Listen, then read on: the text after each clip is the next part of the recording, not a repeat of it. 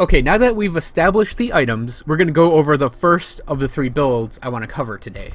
And that is the pure Arcanist Aether Ray build. For this build, leveling it, I'll start with, because leveling it, you definitely want to go with PRM and maybe even pick up Distortion, just so you can get to the Aether Ray. But also, Kalidor's Tempest is a great tool early on for leveling up, and it's just a great ability in general.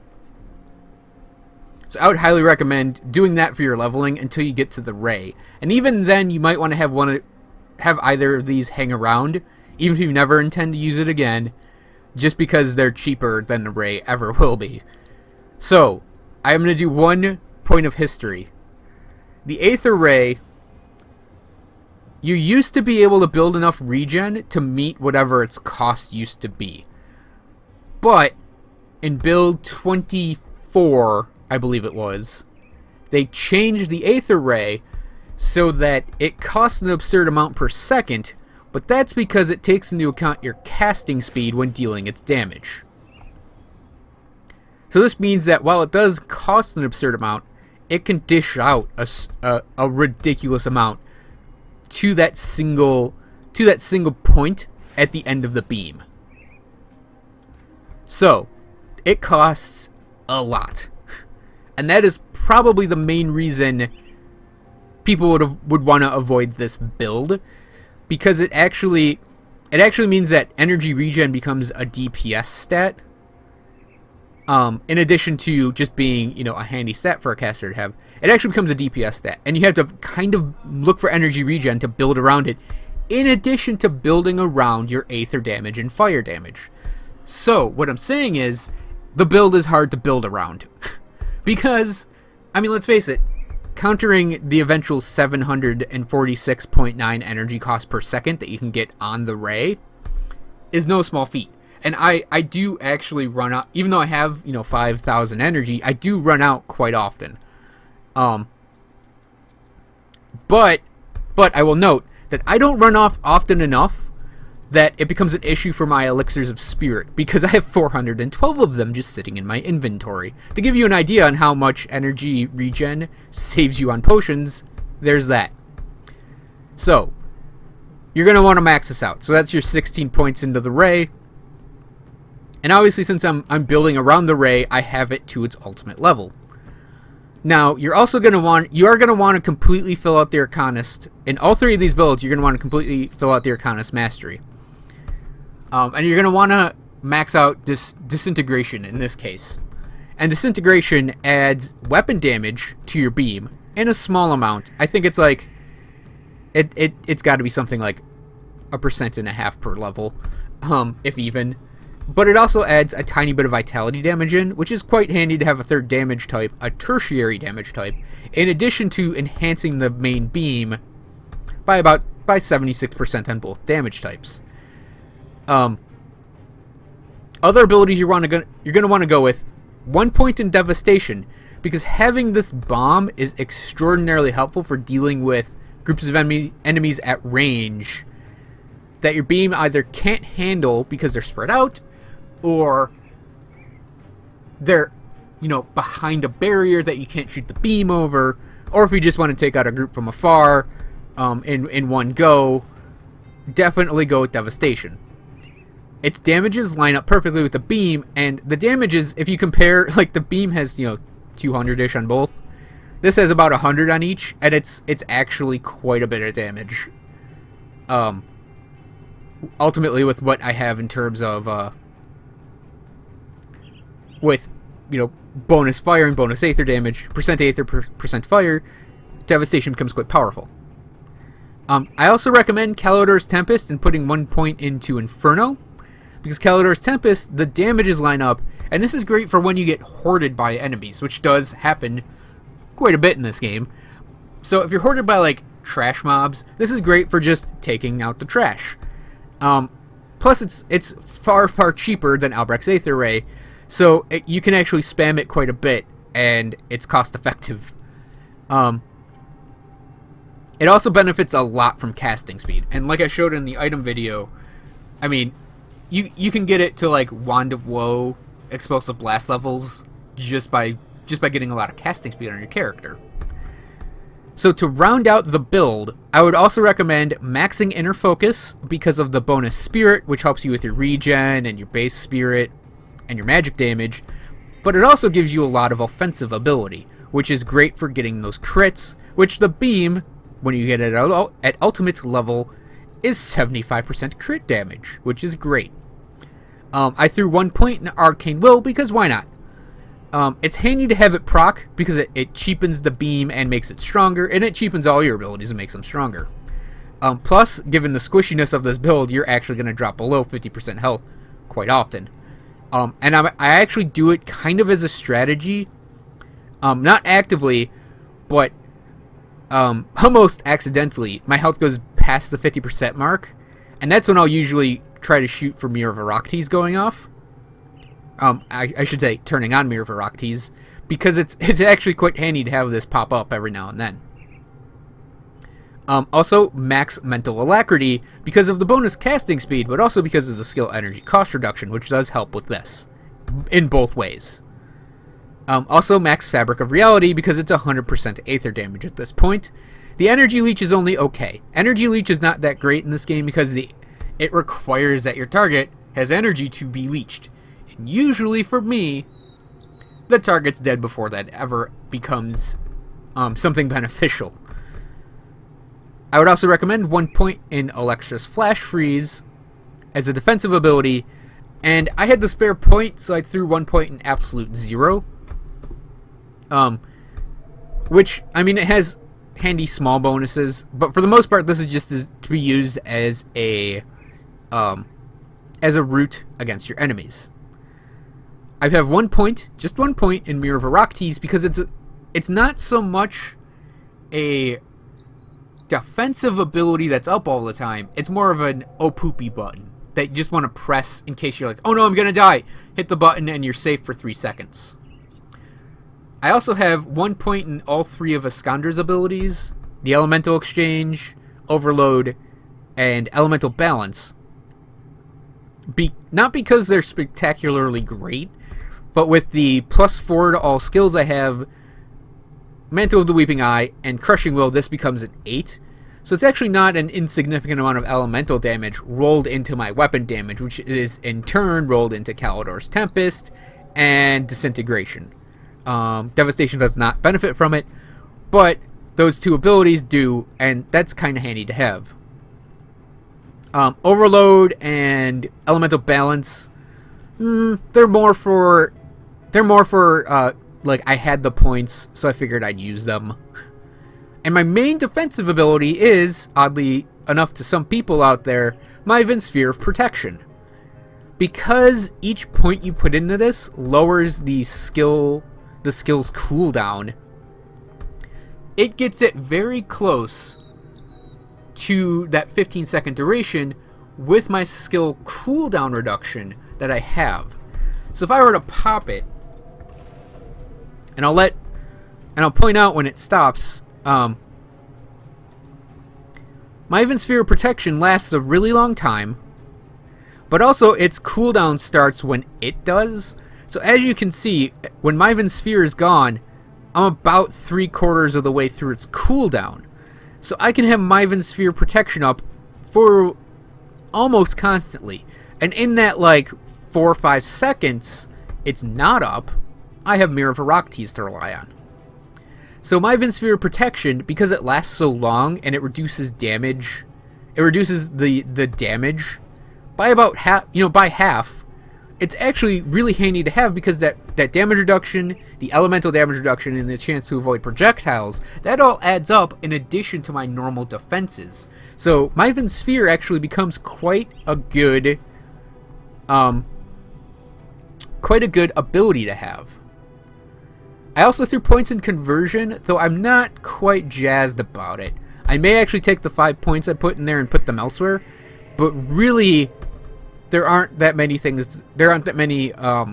places I could have put that 5 points that would have been just as effective. A note on the other abilities. Trojan Sky Shards have nothing lining up with the Aether Ray. No Aether damage, no fire damage. So really they aren't that great a thing to go with in this case. Nullification, I would really use it and really consider throwing a point in it if I played a lot with other people so I could get rid of debuffs on them. But in terms of getting rid of buffs on enemies, I've never found it that useful. I have really tried it, and it's never really worked for me. I think Panetti's is kind of redundant in this build, but you could maybe throw a point in each of these because they'd all be jumped up to 5 for me. And that might work as a good sidearm ability. But Panetti's, to me, really should be used as a main attack. Just because if you invest in it, you get a lot of damage to a huge group. And with this part of the ability, with Supercharge, you can stun a huge part of the group. So I would actually recommend this as an alternate build for an Arcanist, not for the Aether Ray Arcanist. And finally, Reckless Power. I've really tried to use Reckless Power, but I've actually found it redundant with the power level that the beam has right now. So for me, getting it with 1 point here, 1 point here, and then maybe putting 3 whole points in unlimited power, it does make the beam spectacularly powerful as opposed to ridiculously powerful. But you don't need it spectacularly powerful to do its job. And in this particular setup, I'm super glassy, and this makes me even more super glassy, and I generally don't really want to go with that. So yeah, I think that Reckless Power is redundant, and I just don't want to spend the points on it. I actually took the 5 points I'd put in it to try it out in this build of the game, and I threw it in conversion for more defenses. But anyways, the items specific to this build, I have my Immaterial Edge, Spirit Weaver Circlet. I mean, it's all the items I covered in that other video. Oh, crap. I forgot to mention that Haunt is my relic because of its +1 to all Arcana skills. And I am actually using one that has a bonus to Myvan Sphere Protection, to get Myvan Sphere Protection as quick as possible. You could also use one that's Albrecht's Aether Ray or Calidor's Tempest in this case, or even Devastation. All those are legitimate. There are very few, like Panetti's I think is the only thing that can drop on here, or Trojan's, or I think Reckless Power. If you're using it, then it's fine. But yeah, forgot to mention Haunt, so there's Haunt mentioned. It's pretty much the only Arcanist. I think it's the only Arcanist thing to go with, really, as a relic. But yeah, we're gonna go into the field now to look at the build in action. So I'm choosing just to walk straight north from Sorrow's Bastion into the Blood Grove. And as you can see, the beam just myrtleizes everything. Shows what suckers Kaiman's chosen are. And that's Devastation, obviously. And Devastation is great for taking out groups, like I mentioned. I mean, I took out 2 guys with it there. So it really was kind of a pointless use of Devastation. I believe there's some Kaimans right here. Now, I'm going to be doing things I normally wouldn't be doing, like holding the beam this long, because you can see just how fast your energy drains. And you can see by standing in the fire, I did proc my Arcane Will. But what I'm going to be doing here is I'm actually going to be using my Myvan Sphere to protect myself, because these Chthonian guys hit really hard. Which is surprising, given like those little chaos beams, they don't actually look like they hit that hard, but they actually hit really hard.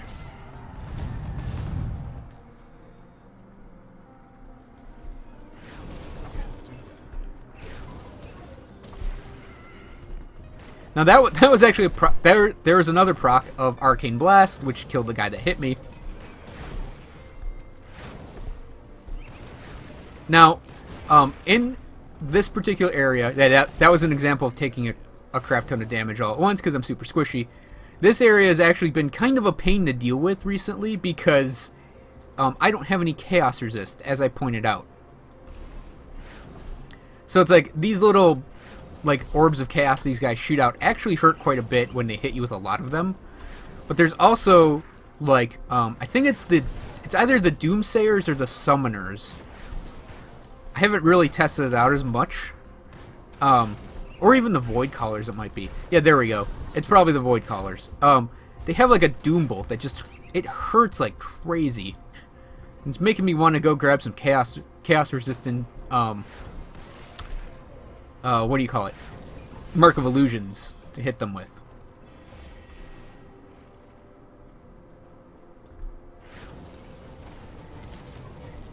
But as you can see, oh, there's another guy behind me.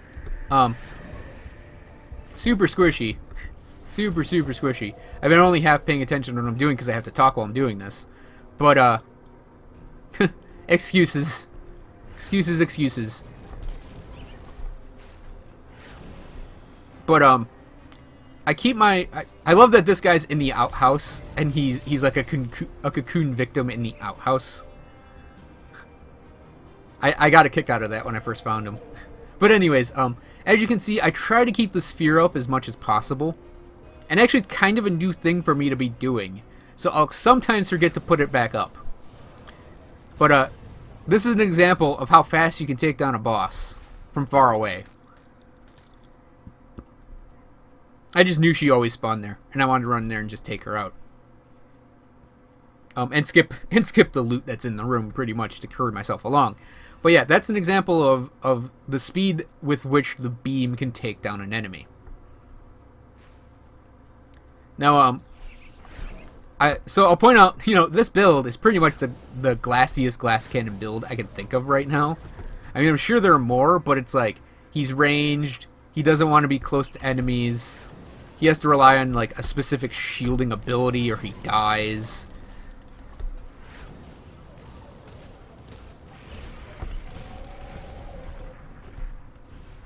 But yeah, that was another hero dead. God damn it, that Manticore just ran away from me. But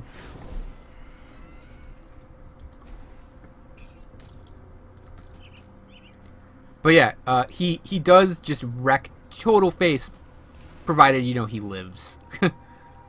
I'm kind of hoping I can run into Bolivar out here, because anyone that's played through this part of the game has probably encountered, his name's like Bolivar the Bloodletter or something like that, and he's really strong.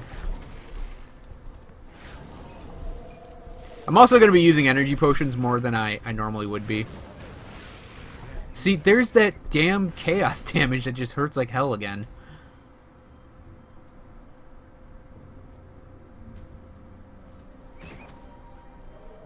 So, one of the things that happens with the beam is you want to generally try to filter enemies into narrow spaces.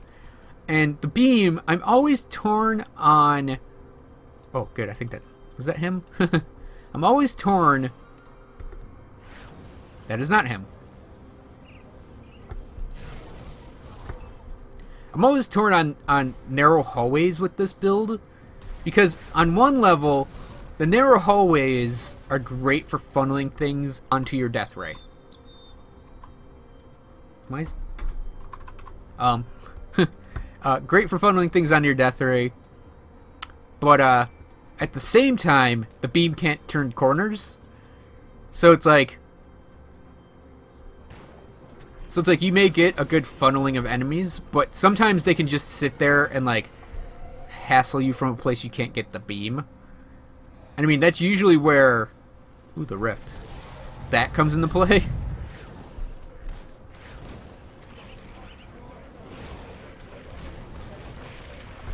Okay, I am gonna bug out here.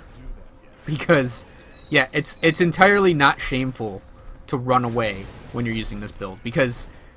like I mentioned, you're super squishy, and sometimes you just gotta run away to save your own skin. Huh, no Bolivar. That's kind of sad. I was hoping to get a really good hero fight in here.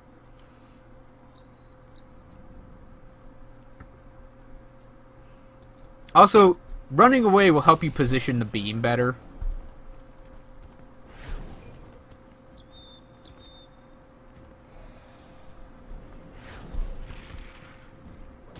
Ow, ow. Didn't see those enemies there.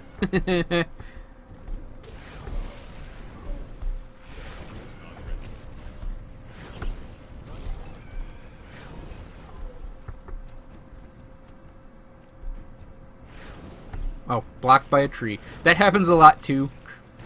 He's getting blocked by foliage or a pillar or something. Well... I am absolutely saddened by the fact I mean, he could be at another camp. I think okay, we'll go to that other camp to the left. I'm saddened by the fact that there's no Bolivar for me to fight. He's a ridiculous hero to deal with, but he's kind of hoping to gloat over his corpse. So I will point out one thing I tend to do, and I'm sure anyone who's actually watched like the playthrough videos has probably noticed that I tend to fire the beam, stop the beam, fire the beam. And I'll show right here. I'll fire the beam, stop the beam, fire the beam, stop the beam, fire the beam. Because that helps conserve your energy. Because you generally don't want to sit here like this and be like just sitting there holding the beam, and just sitting there holding the beam, and sitting there holding the beam, because you'll run out of energy that way. So I tend to, like, even if enemies are close together like that, I'll tend to stop and start the beam. It's quite actually a handy ability to use.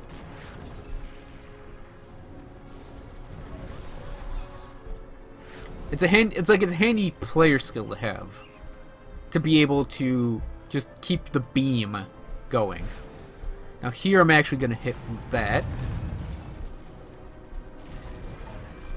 Kaladar's Tempest to take out the guys that scramble up to you. And you'll rarely see me do like a sweeping beam like this,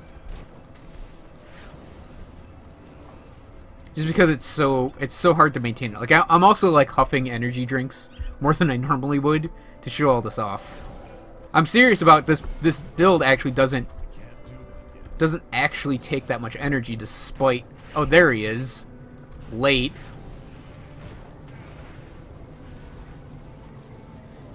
Yeah, that's Bolivar done. And I got a weapon I don't have. Nice. Oh, a blueprint from Ivan's lens. That I do have. So I guess I'll consider that a demo for Albrecht's Aether Ray, just clearing out Bloodgrove. It's a really great ability once you've gotten a good amount of gear to build around it. So I would definitely say it's a more advanced build, but if you're used to sit and cast abilities, you know, channeling abilities, you'll pretty much know the score on how this thing works. So I think that'll about sum up the basic strategy and tactics and skill point allocation for this build. Oh, the last thing, attributes, I did physique and spirit equally, with a little bit in cunning. You'll get a crap ton of spirit just from being an Arcanist, and you'll get a chunk of cunning, but you won't get a lot of physique. And I definitely say put some points in physique so you don't die, for one, and so you can equip all the gear. Like the Death's Cord actually has 344 physique as a requirement, which was quite a lot before the level cap increased to 50 for me to cover. But yeah, physique, definitely break the 350 mark, and I think you'll be fine. But yeah, I did a 1-to-1 on physique spirit, and I think I did maybe about 7-ish, maybe 8-ish points in cunning. And that was mostly for that sword you get from Devil's Crossing, because it has a cunning requirement. So anyways, that'll sum up the Albrecht's Aether Ray pure Arcanist build. Up next, I'm going to be showing off a sorcerer variation. So, thanks for watching, everyone. I hope you enjoyed this video. Thanks for watching, and I'll see you guys next time.